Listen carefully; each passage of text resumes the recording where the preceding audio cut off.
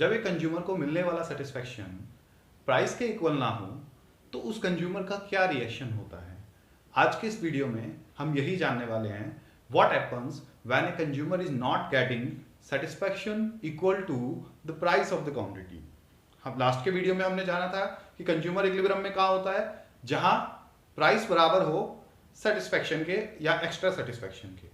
Marginal utility of X in money terms must be equal to price of X, वो था consumer equilibrium.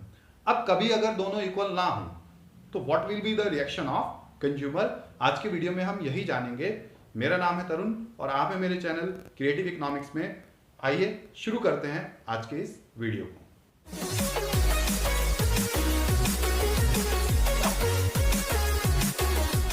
आज के इस video में हम जानेंगे what happens when consumer is in disequilibrium. Disequilibrium का मतलब है कंडीशन ऑफ इक्विलिब्रियम क्या थी कि ये दोनों इक्वल होने चाहिए। mu of x divide by px कि 1 रुपए में कंज्यूमर को जितना मिल रहा है वो इक्वल होना चाहिए worth of a rupee, marginal utility of money के। This was the condition of equilibrium. अब अगर कभी दोनों इक्वल ना हो, नॉट इक्वल टू हो जाए, what a consumer is getting in 1 rupee is not equal to the marginal utility of money worth of a rupee कि 1 रुपए की जितनी वैल्यू है अगर कंज्यूमर को उतना सेटिस्फेक्शन ना मिले। उतना ना मिले का मतलब ये नहीं कि कम मिलेगा।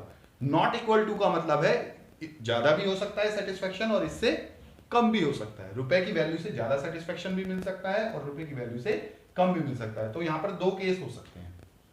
फर्स्ट केस तो क्या हो सकता है कि marginal utility of x divide by px what he gets in 1 rupee is greater than marginal utility of money worth of a rupee से जब उसे ज्यादा मिल रहा हो। ये तो अच्छी बात है उसके लिए।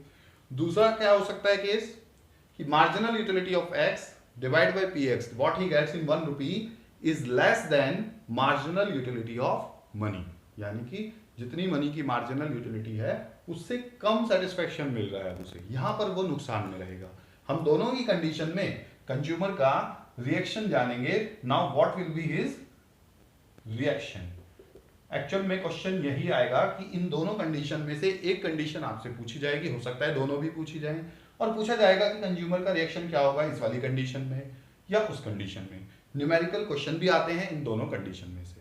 तो पहले हम जानते हैं इस फर्स्ट कंडीशन को कि mu of x divide by px is greater than mu of m। If mu of x divide by px is greater than mu of m, तो देखिए इसका मतलब क्या है। mu of x divide by px इसका मतलब है what he gets in 1 rupee.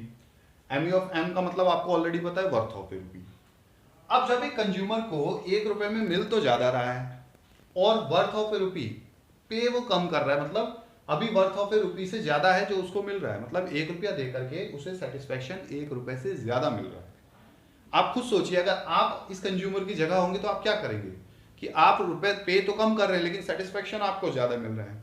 Now you will buy more of that commodity. आप उस कमोडिटी को अभी और खरीदेंगे। क्यों खरीदेंगे? और क्योंकि आपको सेटिस्फेक्शन तो ज्यादा मिल रहा है, रुपए की वैल्यू अभी भी उस सेटिस्फेक्शन से कम है। तो consumer will buy more of commodity x, उस कमोडिटी एक्स को अभी और खरीदेगा कंज्यूमर। अब जब हम किसी कमोडिटी को ज्यादा खरीदते हैं as a result mu of x will decline. Marginal utility उस कमोडिटी की कम होगी। जैसे ही कंज्यूमर x को ज्यादा खरीदेगा, लॉ ऑफ डीएमयू क्या कहता है, डिमिनिशिंग मार्जिनल यूटिलिटी का लॉ यही कहता है कि जब हम किसी कमोडिटी को ज्यादा खरीदते हैं तो उससे मिलने वाला जो एक्स्ट्रा सेटिस्फेक्शन है, जो मार्जिनल यूटिलिटी है mu x, कम होने लगेगी। और जब ये कम होने लगेगी तो ये इसके इक्वल की तरफ आने लगेगा mu m के। क्या करेगा consumer? Consumer will buy more of commodity x, marginal utility of x will decline. ज्यादा खरीदने से उसकी मार्जिनल यूटिलिटी कम होगी। कब तक करेगा वो ज्यादा? कब तक खरीदेगा? He will do so till the point equilibrium is restored. और वो तब तक ऐसा करेगा, तब तक ज्यादा खरीदेगा x कमोडिटी को जब तक इक्विलिब्रियम दोबारा से रिस्टोर नहीं हो जाता, ये वाली कंडीशन नहीं आ जाती। ठीक है, तो अगर किसी कंज्यूमर को मिल ज्यादा रहा है किसी कमोडिटी से और रुपए की वैल्यू कम है तो वो एक्स कमोडिटी को ज्यादा खरीदेगा। ज्यादा खरीदने से मार्जिनल यूटिलिटी कम होगी। कम होते होते जब तक इसके इक्वल नहीं आ जाएगी तब तक वो ऐसा करता रहेगा। He will do so till the point equilibrium is restored. ठीक है, अब दूसरे केस में क्या हो सकता है कि जब एक कंज्यूमर को marginal utility of x divide by px less than हो मार्जिनल यूटिलिटी ऑफ m से, मतलब उसको सेटिस्फेक्शन कम मिल रहा है और रुपए की वैल्यू अब ज्यादा है। He is getting less and paying more.